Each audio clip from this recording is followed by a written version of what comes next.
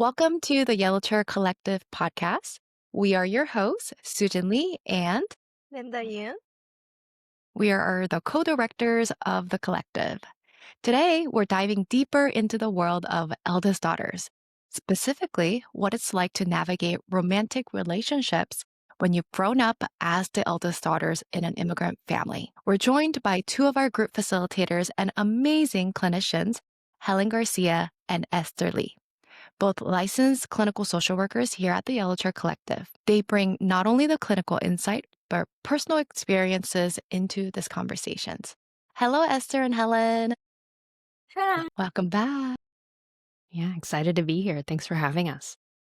We are so excited to have you both again. And this series we are continuing because we had so much to talk about on our last episode. And we were like, we got to do this again. Lots to talk about. Yeah. And we wanted to specifically talk more about romantic relationships. Are you all open to talking about your relationships? Yes. Yeah. Okay, amazing. Let's get into it then.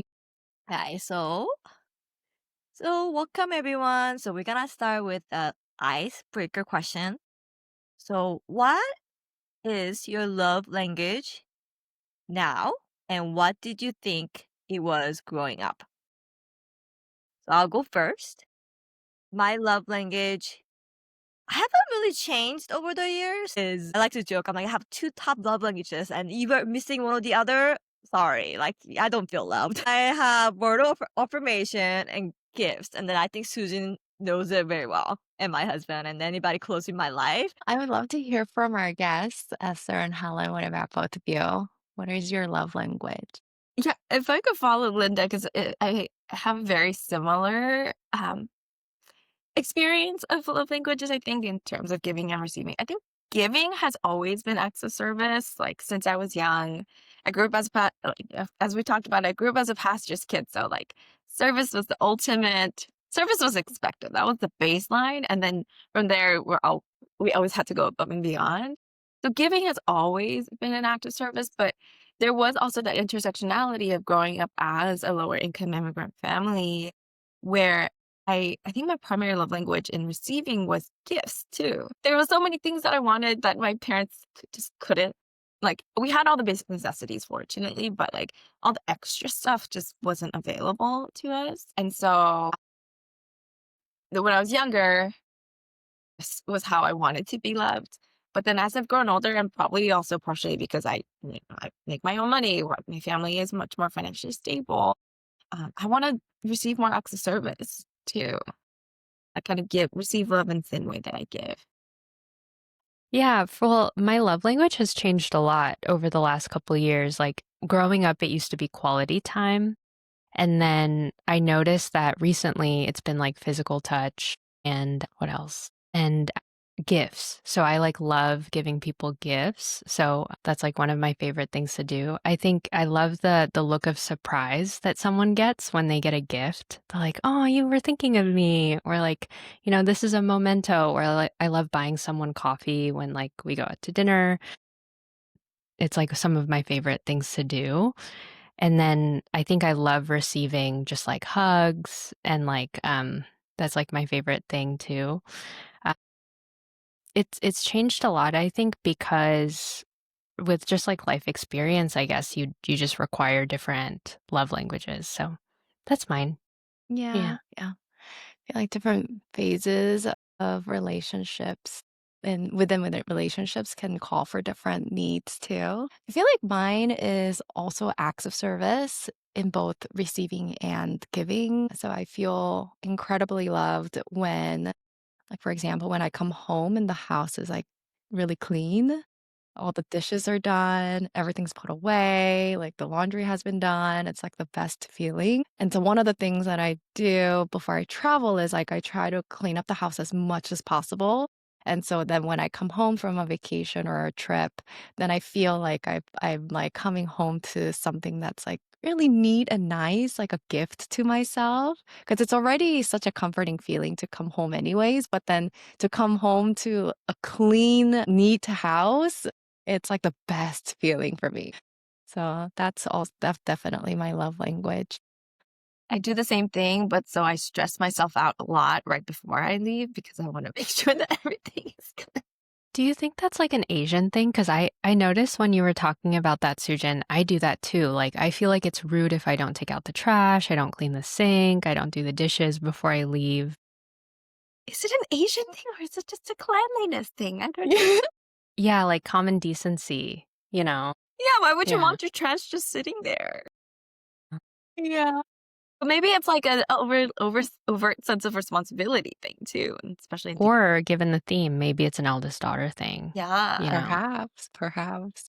But, like, I feel like, okay, those are basic things because you don't wanna come home and it stinks, right? Because your trash hasn't been taken out for, like, days and there's bugs, like, the cleanliness thing. Beyond that, like, I love, like, having the sheets changed before I go or, like, that feeling that everything is neat and nice and new when I come back. Yeah. I grew up like that too. Well, another icebreaker question is, okay, what's your favorite guilty pleasure right now? It could be show, books, podcasts, anything.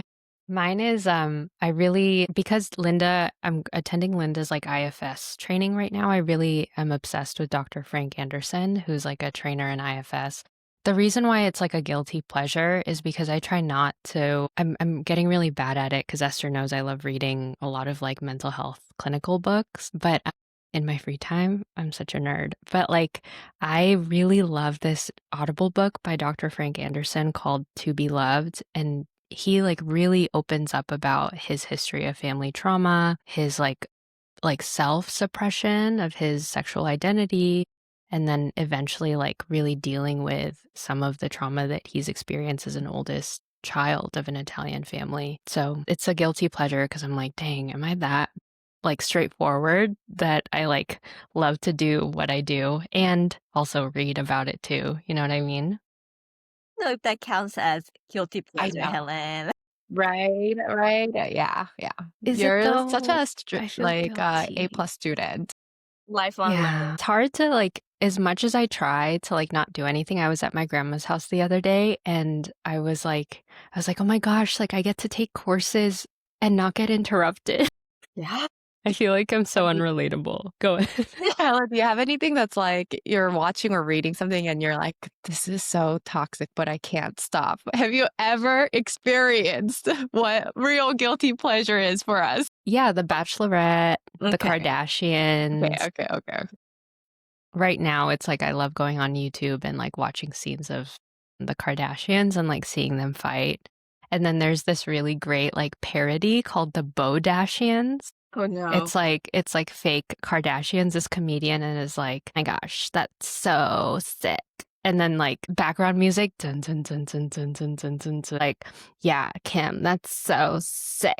There's like more background music. It's like a play on how like the Kardashians over dramatize everything. So that's mine. I guess you got it out of me. Okay, okay. That's a real guilty pleasure right there. Esther, Anyways, what about you? So I have one that's like a consistent and then one that happens from time to time just based on like the release date. So one consistent is true crime. I feel there's like a lot of research that says like people who enjoy true crime have like a lot of psychopathic tendencies. I'm just like, oh, should probably reevaluate myself and my desire to listen. But I mean, okay, but also like part of the intrigue is many of the podcasts I listen to are it's like really good storytelling is Mhm. part of what drives me. So that like mystery and like the fear and like all that stuff. But also Love is Blind, and currently Love is Blind season 9 in the US. Season 9 is running in Denver, and I'm obsessed with it. Like to the point where I'm reading all of the Reddit, like what do you call those, Substacks, and one of the comment that best describes how I feel about the season is, what do they put in the water in Denver? Bleach? So yes, that's my guilty pleasure. And I love it, Esther. I am totally into true crime too. And so if you discover that you have psychopathic tendencies and you're like, I need to do something to take over this world, just come find me. What's your guilty pleasure these days? I go. We lost Linda.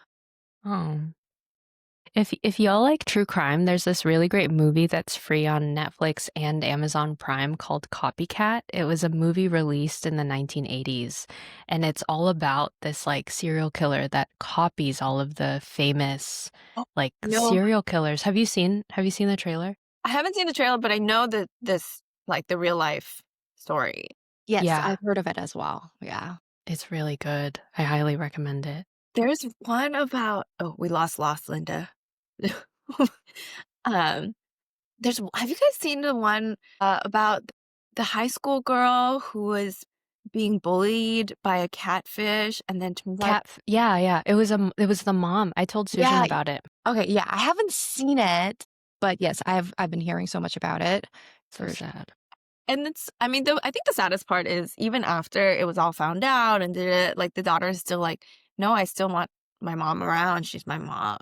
I still need her. that part, the attachment and the relationship. Mhm.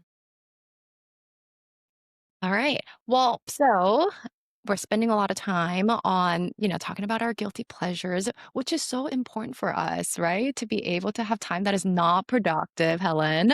Call me out the entire show. Identify so much with, like productivity, being the caretakers, the fixers, the emotional managers, all of that, caring so much as the eldest daughters, especially in an immigrant family. And a lot of these relationships, dynamics that we hold in our families, they translate into our dating and partnership life. And so let's kind of dive into our relationships now. Curious to hear about just some general thoughts to get started with this, theme. What patterns from your roles as the eldest daughters are showing up in your romantic relationships, either in the past relationships or current one? Helen, you're muted. Did. All I said was, "That's a good question." Esther, do you wanna go first? I can go first. A pattern. I mean, I actually, so one that I've noticed is part of this like high expectation and this need for perfectionism that's always been placed on me. And so as a result, I've placed on myself, then gets projected onto my partner. And it shows up as hypercriticalness. And so it becomes this pattern of feeling like I'm not being taken care of enough, but also because I'm not expressing that thing. And then I'm like criticizing the partner and then they don't feel like they're doing enough. And it's just this self-feeding cycle. And then something that's become more evident more recently for me is like, I can't sit still because I just like, there's always this like Rolodex of all the things that I have to do all the time. And so I'm like always running around doing 25 things at the same time. And so when I see my partner sitting there, just relaxing, I get so mad because it's this idea of like, I'm not allowed to sit. Why are you sitting? You're not allowed to sit either because we're an extension of each other, which is probably, maybe some codependency there that I should probably reevaluate. But like, well, I'm reckoning with this. And so I get really upset when he's sitting there, but like sitting and resting is such an essential part of the human experience. And especially in our go lives, like we need to be able to sit and relax. But I get so upset when he does that. And so like I've been noticing when that comes up for me to reiterate, you know what, if anything, that's a good example of what I should be doing too. And really learning from that instead of like getting really heated. Honestly, I relate to that so much, the rest part. Especially as somebody like you had also expressed where acts of service is how I feel loved, especially that. And I'm like constantly, cleaning or doing something and I'm getting up and like, I'm like, am I the only one that noticed that the sink has to get wiped down? And why can't it be wiped down like this moment right now? Wow. And he's just sitting there on the couch with the dog and just like, why is your life looking more easier than mine right now? Yeah. Yeah. So I'm also in the process continuously. I think it's going to be like a lifelong unlearning of like, it's okay. I can take a break. It's not that big of a deal, really. Things are going to get done when they need to get done. Yeah. The world's not going to end because the sink wasn't wiped down right now in the way that you wanted it to be. Exactly.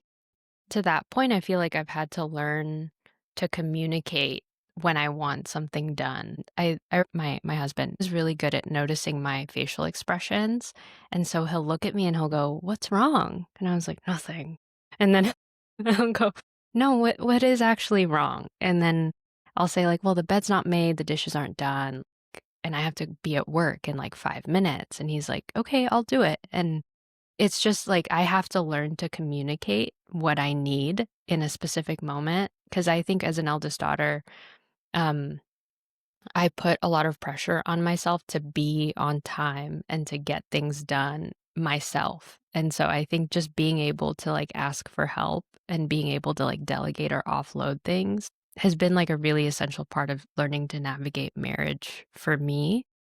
And then another thing that shows up for me as an eldest daughter too is I'm the oldest, he's the youngest. And so I think that like I'm very direct and pointed in my language of like, I'm really upset because da da da da da da da da. Da. Like I know exactly how I feel when I feel it, how I feel it. And for him, like usually the youngest from experience is always the person who is conflict avoidant, and so we've had to learn to navigate how to communicate from a place of giving him time to process his feelings and then giving myself time to ask for what I need as opposed to just stating what's wrong. So those two things I feel like are active things that I'm continuing to work on for me. Yeah.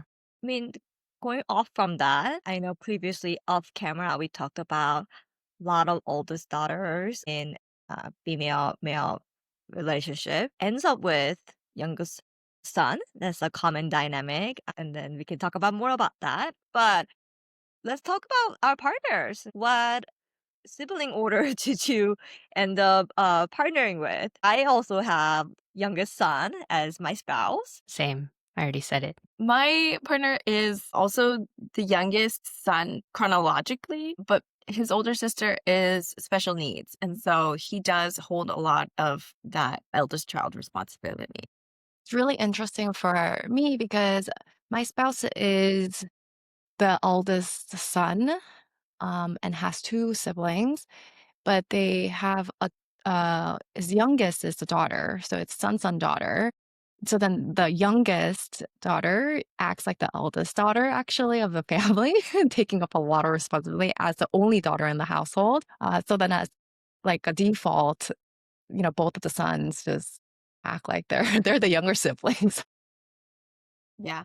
Yeah, I also want to make room for like probably a lot of the conversations today will be centered on normative, not heteronormative, but like hetero relationships, cis Mhm, relationships. mhm. So Yeah.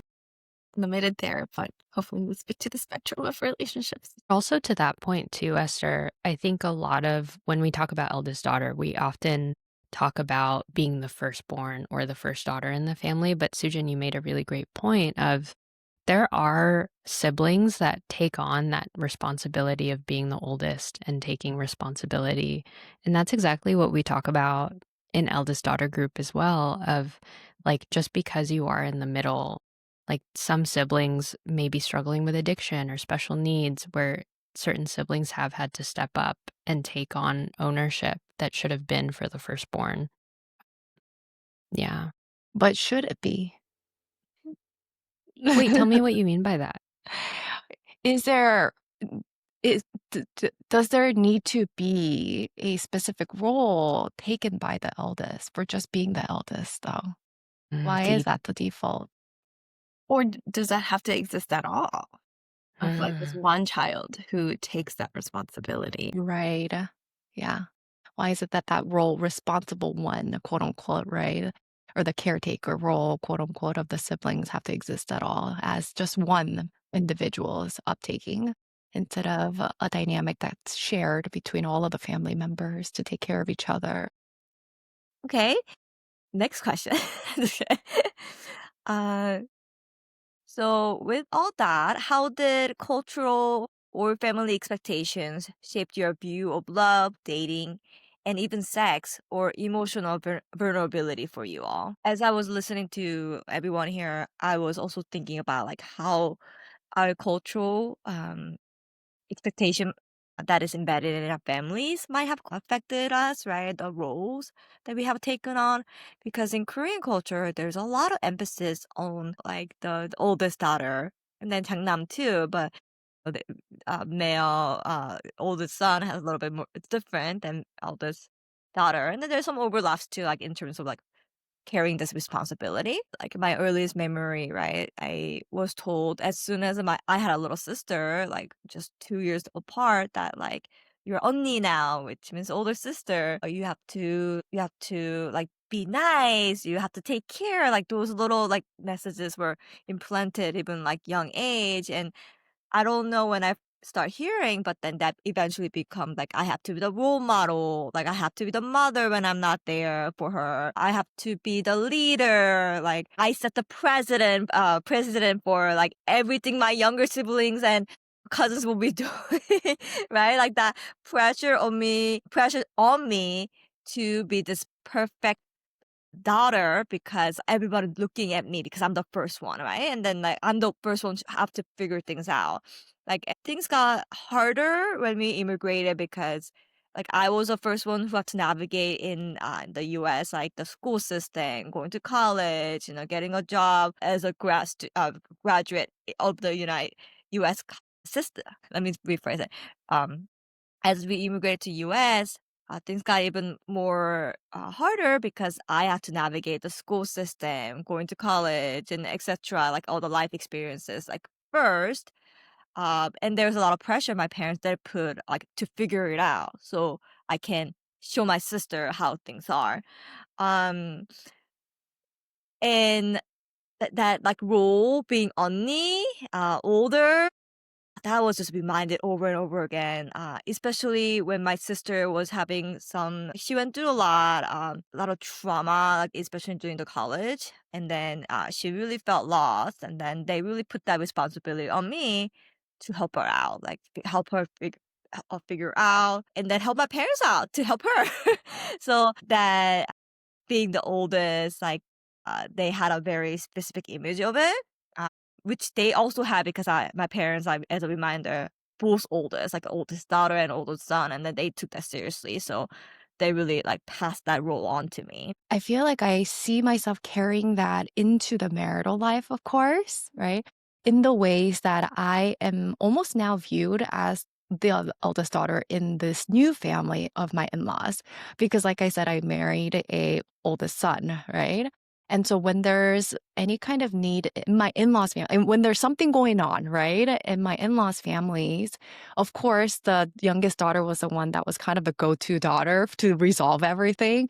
But now it's almost like I'm sharing that eldest daughter burden in the family just for being the eldest, like, daughter-in-law by default. And so there's a lot of cultural elements of just like, I think, expectations that are naturally just coming from that too, where everyone's just kind of looking at me like, well, you are technically the eldest daughter, family and the responsible one. So what do you think? Yeah, I'm sitting here thinking about like the cultural implications because I'm in a bicultural, multi-ethnic relationship. And so the Oh, family dynamics shift from just like Filipino to like wholly American dynamics.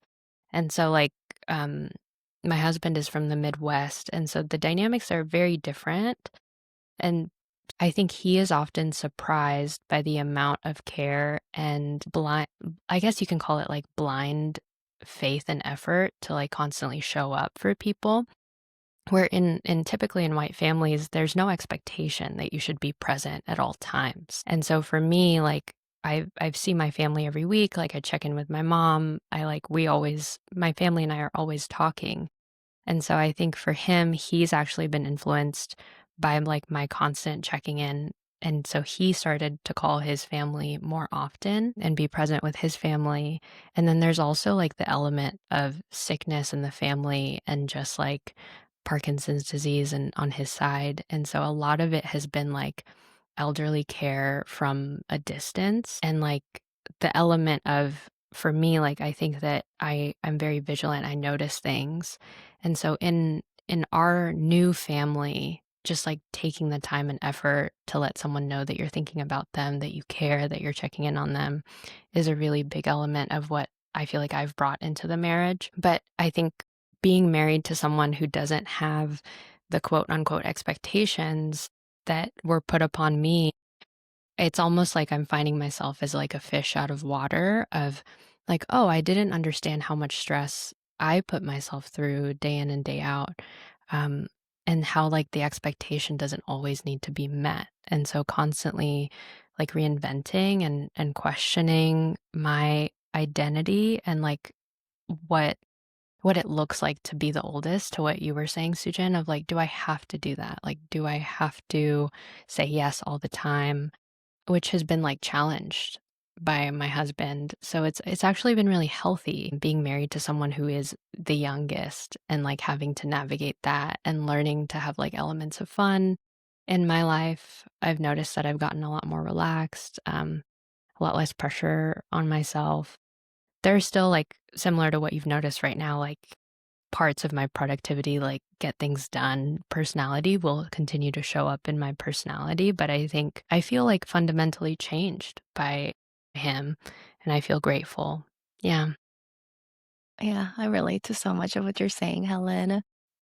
Sometimes it's okay to not have to take on all the responsibility in the back of your mind.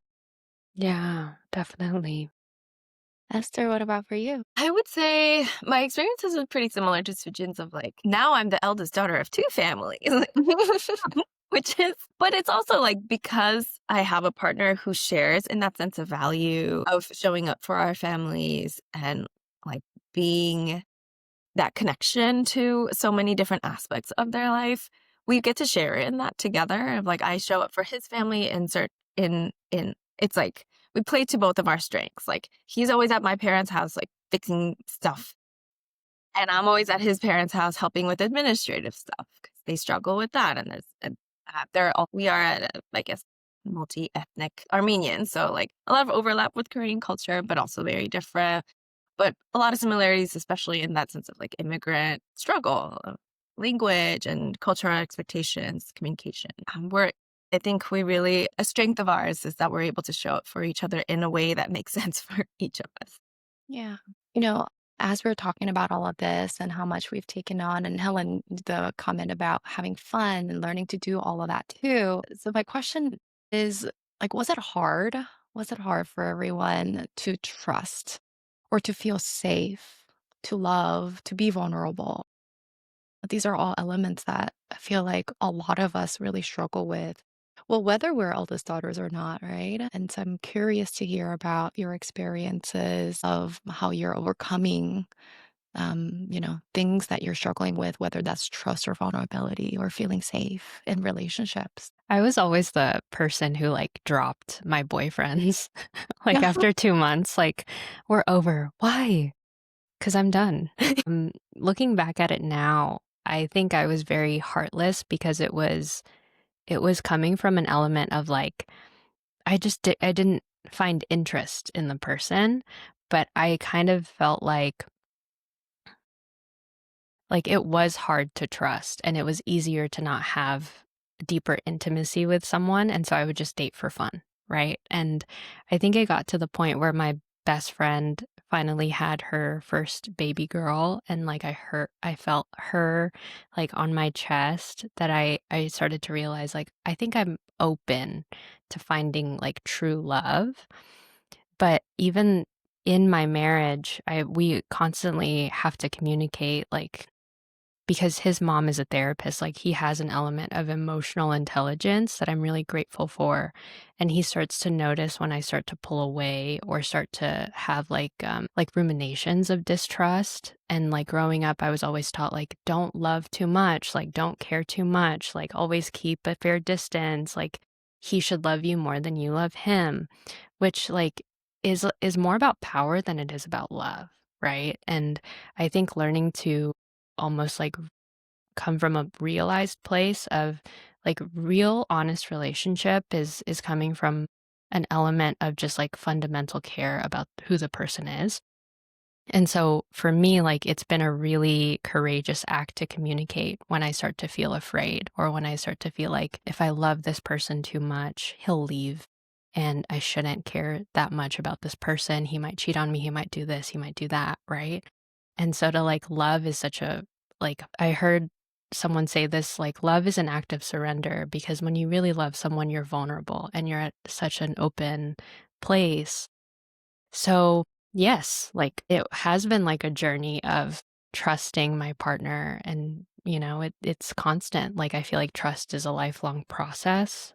Mm, yeah. I feel like nowadays more than ever that there's seems to be a lot more mistrust of just in general, right? Not just in romantic relationships that's leading to a lot of difficulties and challenges, which people are finding us as therapists for.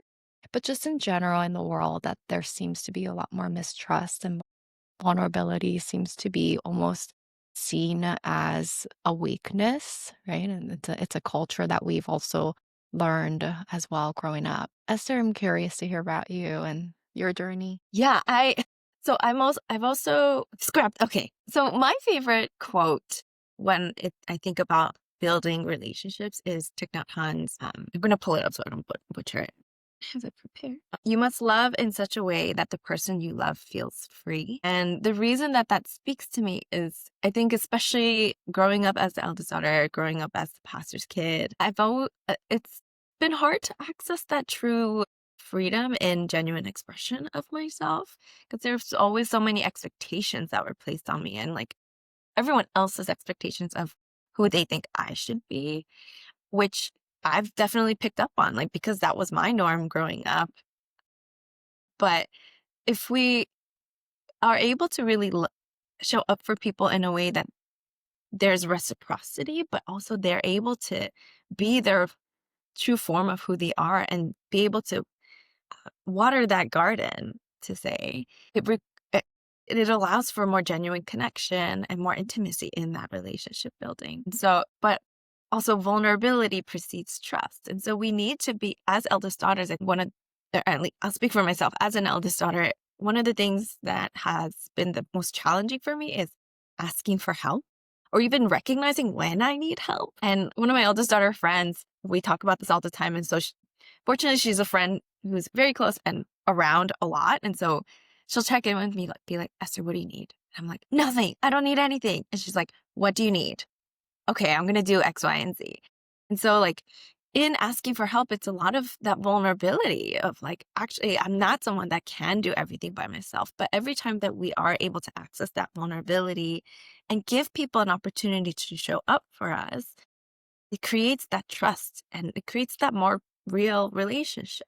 I love that you mentioned like vulnerability is something that tops it all, right? That really builds the connection at the end of the day. And part of the vulnerability for me, it really has been like expressing that I need more sense of safety because of my own upbringing and trauma to be able to express like fear. Yeah. Perhaps more than like I need help. It's more of like I'm scared. Like I'm really scared of this happening. I'm really scared that whatever X, Y, and Z, right? And to be able to express this, that has been like the true vulnerability that I needed to show up in relationship. Yeah, I've been just reflecting on how things were when I was perhaps dating, uh, exploring and dating. It feels like quite long ago because we celebrated 7 year of marriage this year. It's like, how was it like before? Because I definitely have changed a lot. But definitely there were a lot of like fun, but a lot of caution and a lot of trust issues. And it's funny because my spouse decided to have wedding speech about how long I made him wait to have a first kiss, and I was like, really, this is what you picked for a wedding speech? How long did you make him wait A while. before? Yeah, Okay. a while. And then I think I was afraid of like, cause as an oldest daughter, like I picked up like worrying about everything for the future for everybody. I was afraid, like looking back, like why was I like afraid of more commitment? I mean, of course, I had some not so great relationships before I met him, But also, like, I think about, like, okay, if this person, if we get serious, now we go further along, this is scenario A, B, C, D, like, how my parents gonna react, like, how would it be? Like, I just was overthinker who had to be kind of prepared for the future. So I got who had to be prepared for the future, every scenario, and then like how I'm gonna be responsible for that. So that was exhausting to have that back on my head. So I really try to be like, this is only for fun. I feel kind of bad looking back, but then the story is that like he is so ready to be exclusive, take things, further. And I'm like, like I'm not. Like if I'm not ready to be exclusive or be serious, and I'm here to have fun. Don't put all your eggs in one basket because like, I'm not reliable. Like I'm not gonna be responsible for your emotion. But even then, he's like, "Well, this is what I want to do," and I was like, "Okay, well, I told you, so I'm not responsible." He won me over. It was his consistency, patience, and then that safety that I never really felt with anybody else before in romantic relationship. Or I realized I never even really had a relationship with someone who had more like secure attachment, which he had, and I'm like, "Are you a unicorn? I didn't know people had a secure attachment." Something I only read in the book. Um, that his patience and just consistency and just giving me that sense of safety without giving me pressure. Because definitely I want to not have more responsibility on me. And then the way he balanced me out, not putting that pressure, I'm sure he was a little dying inside, So, like, because I did wait him long time, and then I think it took about 6 months of us just being exclusive. Uh, we didn't even define like our relationship, and he just started introducing me as his girlfriend, and I was like, "Wait, I am your girlfriend now?" And then he's like, "You don't want to be?" I was like, "I guess we are," like what this is. So, I think I knew where he was going, but then I also afraid to put labels. I was afraid to make that, official because, uh, the sense of responsibility was coming. Things have progressed a lot that like we've been married 7 years, and then like uh, we're very committed and loving relationship, and like I feel really safe, and he's the only person I think till this day I have done a lot of work in terms of like feeling responsible for everybody and everything. To like he's the person who like really reassure me like in his actions, words, and everything, that like I don't have to be responsible for all the time, and that he can take care of me, he can take care of himself, and then like we take care of each other.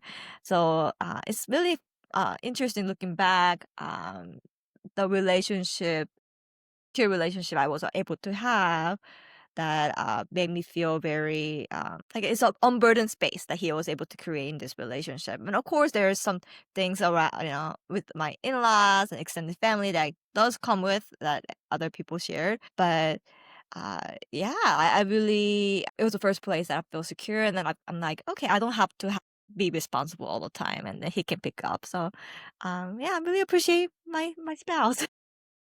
Yeah. Linda, as you're talking about this, there's a theme of like this patience that we're all learning in relationship, I feel like. Of course, trust and safety, all of that comes with it. But all of that requires patience. And as much as we feel like we need to be patient with our partners along the journey of their healing and learning process, like, yeah, just also being reminded of how patient they have been in the ways that we interact with them because we're too responsible, we're too, overbearing at times too as eldest daughters. And so, yeah, I think that's kind of, we're all in this together of learning process in relationships, whether we are therapists or not. Both of you sharing a little bit more about our group, because these are some of the things and themes that are coming up in our groups as well. And so, would you share with us a little bit about what our groups are all about and what are some of the beauty of the group? Do you want to start, Helen? Yeah, like we just wrapped up our first cohort for eldest daughter group, and then I'm getting started to start on our second cohort. Esther's leading one in November. But like one of the elements I've noticed just as like a byproduct of attending group is everyone started to come out of their eldest daughter mask and actually open up and talk openly about what's happening in their marriage. And so like our eldest daughter group is just a really safe space to share community with people that have been like in your shoes, and it's so refreshing to like witness to people's change. Like I saw people go from like I don't believe in therapy, I don't believe in like healing, but someone told me to come to this group, so I'm just taking a step of faith. And then like 8 weeks later, you really see them go like, let's start a book club, like let's meet up, like let's be friends. And then you create these like lifelong friendships. And my hope for people that are listening to this podcast is like if you're at a place where you don't want to operate out of a place of pain and you want to build healthier relationships, like I really recommend that using this as like a starting point or a jumping off point to have community of accountability and just like learn more about what it's like to be an eldest daughter and how to unburden, using like the term for IFS, like unburden that identity and just like step into who you really are, as opposed to like walking in that mask, you know? Esther? Yeah, I mean, 100% everything that Helen said. Even just in that noticing these subtleties in the roles that we hold as eldest daughters, and then also being able to feel validated in that experience because other people have also experienced that in itself is so healing. And like I've shared, like a third of our group literally broke up with their fiancés and like 10 plus year-long relationships, which is so wild. And I appreciate what Helen said about unmasking, because it really is this front in a way that we put on of I am responsible, I can do this, I can take care of everyone. And to be able to come together to a group of other really powerful women to say, I can't do this by myself is actually really empowering. Um, and you're allowed to then, it gives you permission to then take off that mask and allow you to stand in your full humanness while also being held in that. And that support is actually what we need more than just our own strength. Thank you so much, both of you sharing. We have more Eldest Daughters support group coming up. So if you are interested in joining our next Eldest Daughter support group, please visit us at yellowchaircollective.com and click on groups, and you'll see our next upcoming Eldest Daughters support group. And please subscribe, review, and share this podcast with anyone that might need to hear about this. Thank you so much for joining us today, Esther and Helen. Thank you. This was fun. Very fancy. So it's fun. Sounds like we have to have another episode on the theme too.